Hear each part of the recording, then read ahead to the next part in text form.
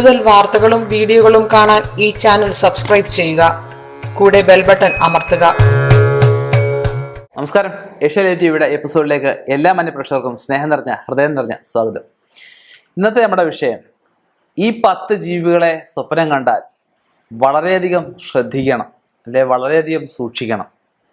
എന്താണെന്നല്ലേ, സ്വപ്നഫലങ്ങളൊക്കെ ഞാനും ഒരുപാട് ജ്യോതിഷന്മാരും ഒക്കെ വ്ളോഗൊക്കെ ചെയ്തിട്ടുണ്ട്. എങ്കിലും വളരെ പൗരാണികമായിട്ട് വളരെ പഴക്കമുള്ള ഒരു താളിയോല എൻ്റെ കയ്യിൽ ഈയിടെ കിട്ടുകയുണ്ടായി. അപ്പം അതിൽ 3-4 കൂട്ടം ഈ ഇലച്ചാറ് പിഴിഞ്ഞൊഴിച്ചപ്പോൾ അത് നമുക്ക് അതിൻ്റെ ആ വാക്കുകളൊക്കെ വായിച്ചെടുക്കാനൊക്കെ ഉള്ളൂ. അപ്പം അങ്ങനെ വളരെയധികം കഷ്ടപ്പെട്ട് കുറച്ച് വാക്കുകളൊക്കെ ഞാൻ വായിച്ചെടുത്തു. അപ്പം അത് സംസ്കൃതത്തിലൊക്കെ ആയിരുന്നു. അപ്പം അങ്ങനെ വായിച്ചെടുത്ത വാക്കുകളൊക്കെ ഞാൻ മനസ്സിലാക്കി കഴിഞ്ഞപ്പോഴത്തേക്കും വളരെ അത്ഭുതകരമായിട്ട് എനിക്ക് തോന്നി. അപ്പം അത് നിങ്ങളിലേക്കും അതിലെ എത്തിക്കണം. അറിവെന്ന് പറഞ്ഞാൽ എന്താ, പറഞ്ഞു കൊടുക്കും തോറും ഏറിടത്തുള്ളൂ. അപ്പം എനിക്ക് ആ ഒരു അറിവ് കിട്ടി. ഞാൻ ആ അറിവ് എൻ്റെ കൈ വെച്ചുകൊണ്ടിരുന്ന ഒരിക്കലും ഏറിടുമോ? ഒരിക്കലും ഏറത്തില്ല. എനിക്ക് നിങ്ങളോടത് പറഞ്ഞാൽ നിങ്ങൾക്ക് വേറെ ആൾ പറഞ്ഞു കൊടുക്കാൻ പറ്റും. അപ്പം അങ്ങനെ ഒരാൾക്ക് ഒരു അപകടം വരാനുണ്ട്, അല്ലെ ആ ഒരു സ്വപ്നം കണ്ടു, അതിലൂടെ ഒരാൾക്കൊരു ദോഷം വരാനിരിക്കുകയാണ്. നമുക്ക് ദൈവാധീനമുണ്ട് നമുക്കത് മനസ്സിലാക്കാൻ പറ്റിയത്. നമ്മൾ മനസ്സിലാക്കിയ കാര്യം മറ്റൊരാൾക്ക് പകർന്നു കൊടുക്കുമ്പം നമുക്കുള്ള പോസിറ്റിവിറ്റി, നമുക്കുള്ള ദൈവാധീനം വർദ്ധിക്കത്തേ ഉള്ളൂ, ഒരിക്കലും അത് കുറയത്തില്ല. പിന്നെ ഒരാൾക്കൊരു കാര്യം പറഞ്ഞു കൊടുത്താലും അവർക്കത് ചെയ്യാൻ എന്ത് വേണം? അവർക്ക് ദൈവാധീനം വേണം. നമുക്ക് ദൈവാധീനം കൊണ്ട് നമ്മൾ മനസ്സിലാക്കി മറ്റൊരാൾക്ക് പറഞ്ഞു കൊടുത്തു, അവരത് ചെയ്യുകയോ ചെയ്യാതിരിക്കുകയോ ചെയ്യുന്നത് അവരുടെ ഇഷ്ടം. അപ്പം നമുക്ക് എന്തായാലും ആ ഒരു സ്വപ്നഫലങ്ങളിലേക്ക്, ആ 10 ജീവികളെ അല്ലെ 10 വ്യത്യസ്തമായ സ്വപ്നങ്ങൾ കണ്ടു കഴിഞ്ഞാൽ നമുക്ക് വരാൻ പോകുന്ന കാര്യങ്ങളിലേക്ക് നമുക്കൊന്ന് കടക്കാം, ഒന്ന് ഉറ്റുനോക്കാം അല്ലേ.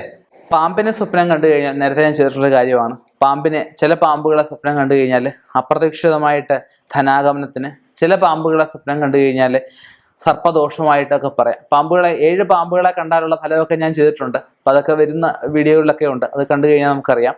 അപ്പം ഏതൊക്കെ പാമ്പുകളാണ്, ഏതൊക്കെ രീതിയിലാണ്, അതൊക്കെ വിശദമായിട്ട് ഞാൻ പറഞ്ഞിട്ടുണ്ട്. എന്തായാലും പാമ്പുകളെ പൊതുവെ സ്വപ്നം കണ്ടു കഴിഞ്ഞാൽ ധനാഗമനത്തിനും സർപ്പദോഷത്തിനും ഒക്കെ സാന്നിധ്യമായിട്ട് പറയുന്നുണ്ട്. രണ്ടാമത് ആനയെ സ്വപ്നം കണ്ടു കഴിഞ്ഞാൽ എന്തെങ്കിലും വലിയ കോട്ടകൾ, അല്ലെ വലിയ യുദ്ധങ്ങൾ, വലിയ കേസ് വഴക്കുകൾ ജയിക്കാൻ, കേസിലൂടെ എന്തെങ്കിലും കാര്യങ്ങളൊക്കെ നേടിയെടുക്കാൻ ഒക്കെയുള്ള സാധ്യതയായിട്ട്, പ്രതിസന്ധികൾ മാറാൻ, പ്രതിസന്ധികളെ തരണം ചെയ്യാൻ നമുക്കൊരു പ്രത്യേക ഊർജം കിട്ടാൻ, അല്ലെ പ്രതിസന്ധി തരണം ചെയ്യുന്ന ഒരുപാട് നമുക്ക് അനുകൂലമായിട്ടുള്ള അവസരങ്ങൾ, നല്ല നല്ല അവസരങ്ങൾ നമ്മളെ തേടി വരാൻ ഒക്കെയുള്ള സാധ്യതകൾ ആനയെ കണ്ടു കഴിഞ്ഞാൽ പറയുന്നുണ്ട്.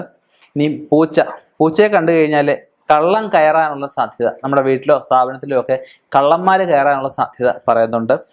രക്ഷസിന്റെ യോഗം, പല രീതിയിലുള്ള രക്ഷസ് ദോഷമൊക്കെ ഉണ്ട്. അപ്പം ആ രക്ഷസിന്റെ ദോഷമായിട്ടൊക്കെ പറയാം. പിന്നെ പുലിയെ സ്വപ്നം കണ്ടു കഴിഞ്ഞാൽ ശത്രു ആയി സൗഹൃദത്തിലാവാൻ, എന്തെങ്കിലും ഒരുപാട് കാലമായിട്ട് ശത്രുക്കളൊക്കെ നിൽക്കുന്നതാണ്, ശത്രുക്കളൊക്കെ നമ്മളുമായിട്ട് സൗഹൃദത്തിലാവാനുള്ള സാധ്യത പറയുന്നുണ്ട്. എലിയെ കണ്ടു കഴിഞ്ഞാൽ നഷ്ടത്തിന്, ധാന്യ നഷ്ടത്തിനുള്ള സാധ്യത, തടസ്സങ്ങൾ ഉണ്ടാവാനുള്ള സാധ്യത, ഗണപതിക്ക് എന്തെങ്കിലും വഴിപാടുകളും മുടക്കം കിടക്കുന്നുണ്ടെന്ന് പറയാൻ പറ്റും. രാക്ഷസന്മാരെ കണ്ടു കഴിഞ്ഞാൽ ക്രൂരമായിട്ടുള്ള മുഖം വളരെ വ്യത്യസ്തമായിട്ട് ഇരിക്കുന്ന, വളരെ ഒരു പൈശാചികത്വം തോന്നുന്ന മുഖമുള്ള ആൾക്കാർ, രാക്ഷസന്മാരെ ഒക്കെ കണ്ടു കഴിഞ്ഞാൽ നമുക്ക് ശത്രുക്കളെ ഉണ്ട്, സൂക്ഷിക്കുക. ജോലി നഷ്ടപ്പെടാനുള്ള സാധ്യതയുണ്ട്, അതൊക്കെ ഒന്ന് ശ്രദ്ധിക്കുക. അല്ലെ കുതിരയെ കണ്ടു കഴിഞ്ഞാൽ വാഹനം കിട്ടാനുള്ള യോഗമായിട്ട്, പശുവിനെ കണ്ടു കഴിഞ്ഞാൽ വിവാഹയോഗമായിട്ട്, പശുവിനെയും പശുക്കുട്ടിയും കണ്ടു കഴിഞ്ഞാൽ സന്താന യോഗമായിട്ട് പറയാം. പട്ടിയെ കണ്ടു കഴിഞ്ഞാൽ അപകടം, അനാരോഗ്യം, രോഗങ്ങൾ, ആശുപത്രിവാസം ഒക്കെ ആയിട്ടും, ആടിനെ കണ്ടു കഴിഞ്ഞാൽ ദൂരയാത്രകൾ സംഭവിക്കാനുള്ള അവസ്ഥകളും പറയാം. അപ്പം ഇതിൽ നമ്മൾ പകൽ സ്വപ്നം കാണുന്നുണ്ട്, രാത്രി സ്വപ്നം കാണുന്നുണ്ട്. പകൽ സ്വപ്നങ്ങൾ മിക്കതും ഫലിക്കാറില്ല. രാത്രി കാണുന്ന സ്വപ്നങ്ങളായാലും 2 മണിക്ക് ശേഷം 4:30-ക്കുള്ളിൽ കാണുന്ന സ്വപ്നങ്ങളെ കൂടുതലായിട്ടും ഫലിക്കുകയുള്ളൂ. ഇതിൽ നമുക്ക് ദോഷകരമായിട്ടുള്ള എന്തെങ്കിലും സ്വപ്നങ്ങൾ കണ്ടുവന്നിരിക്കട്ടെ, അത് കണ്ടു കഴിഞ്ഞാൽ ഒരിക്കലും നമ്മൾ കിടന്ന് ഉറങ്ങാൻ പാടില്ല. അത് വളരെ വലിയ ദോഷങ്ങളെ നമുക്ക് വരുത്തി വെക്കും.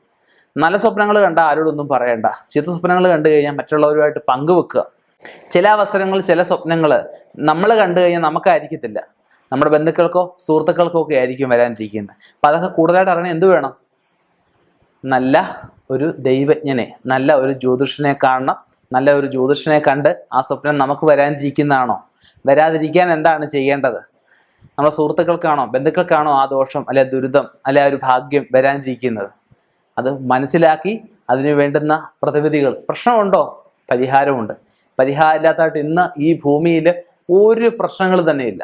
എന്തിനു വേണമെങ്കിലുള്ള മരുന്നുകളായാലും അല്ലെ എന്തിനു വേണമെങ്കിലുള്ള ദോഷങ്ങൾക്ക് തടസ്സങ്ങൾക്കുള്ള പരിഹാരവും നമ്മുടെ ആചാര്യന്മാർ അത് നമ്മുടെ സംഹിതകളിൽ എഴുതി വെച്ചിട്ടുണ്ട്. നമ്മളത് കണ്ടെത്തണം. നമ്മൾ പോകുന്ന വഴികൾ മുള്ളും കല്ലും ഒക്കെ നിറഞ്ഞതായിരിക്കും. അവിടെ നിധികളും നമുക്കായിട്ട് ഒളിഞ്ഞു കിടപ്പുണ്ട്. ആ നിധികൾ നമ്മൾ കണ്ടെത്തി നമ്മളത് നമ്മുടെ ഉയർച്ചയ്ക്കായിട്ട് നല്ല രീതിയിൽ നല്ല മനസ്സോടെ അത് ഉപയോഗിക്കുമ്പോഴാണ് അതിന് നല്ല അർത്ഥതലങ്ങൾ, നല്ല രീതിയിലുള്ള ഒരു വഴി നമുക്ക് കിട്ടുന്നത്, നല്ല ഉയർച്ച നമുക്കുണ്ടാവുന്നത്. നേരത്തെ ഞാൻ പറഞ്ഞിട്ടുണ്ട്, നമ്മൾ നന്നാവണമെങ്കിലും നമ്മൾ നശിക്കണമെങ്കിലും നമ്മൾ മാത്രം വിചാരിച്ചാൽ മതി, വേറെ ആരും വിചാരിക്കേണ്ട. അപ്പം നന്നാവണം എന്നുള്ള ഉദ്ദേശത്തിൽ കഴിഞ്ഞു പോയ എന്തെങ്കിലുമൊക്കെ അബദ്ധങ്ങൾ, കഴിഞ്ഞു പോയ എന്തെങ്കിലുമൊക്കെ ധനനഷ്ടങ്ങളോ ഭാഗ്യദോഷങ്ങളോ ഒക്കെ ഉണ്ടായിട്ടുണ്ടെങ്കിൽ അതിനെ അതിൻ്റെ വഴിക്ക് വിട്ടേക്കുക. പുതിയതായിട്ട് വരാനിരിക്കുന്ന ഭാഗ്യങ്ങളെ നമ്മൾ അതിന് വേണ്ടിയിട്ട് ശ്രമിക്കുക. ആ ഭാഗ്യം കയ്യിലെത്താൻ വേണ്ടിയിട്ടുള്ള കാര്യങ്ങൾ നമ്മൾ യത്നിക്കുക. തീർച്ചയായിട്ടും യത്നിക്കുന്നതിന് ഫലം ഉണ്ടാവും, ഫലം ഉണ്ടാവാതിരിക്കത്തില്ല. ഈശ്വരൻ നമ്മുടെ മുമ്പിൽ ഒന്ന് കണ്ണു തുറന്നു കഴിഞ്ഞാൽ തീരാത്തായിട്ട് ഒരു പ്രശ്നം എന്നില്ല. ഭൂമിയിലും ആകാശത്തിലും പാതാളത്തിലും എന്ന് വേണ്ട സമസ്ത ലോകങ്ങളിലും ഈശ്വര ചൈതന്യമുണ്ട്. ആ ഈശ്വര ചൈതന്യം നമ്മൾ എത്രത്തോളം വിളിക്കുന്നു നമ്മളെ പരീക്ഷിക്കും. ഭഗവാൻ പല രൂപത്തിലും പല കാലത്തും പല രീതിയിലും ഒന്ന് പരീക്ഷിക്കും. ഒരിക്കലും ഒരു കാലത്തും നമ്മളെ ഉപേക്ഷിക്കത്തില്ല എന്ന ഉറച്ച വിശ്വാസത്തിൽ മുന്നോട്ട് പൊക്കോളൂ. തീർച്ചയായിട്ടും നല്ലൊരു ഭാവി ഉണ്ടാവും. നല്ല ഐശ്വര്യങ്ങളും അഭിവൃദ്ധിയൊക്കെ നിറഞ്ഞൊരു വർഷമായി തീരട്ടെ 2020 എന്ന് പ്രാർത്ഥിക്കുന്നു. നിർത്തുന്നു. നന്ദി, നമസ്കാരം.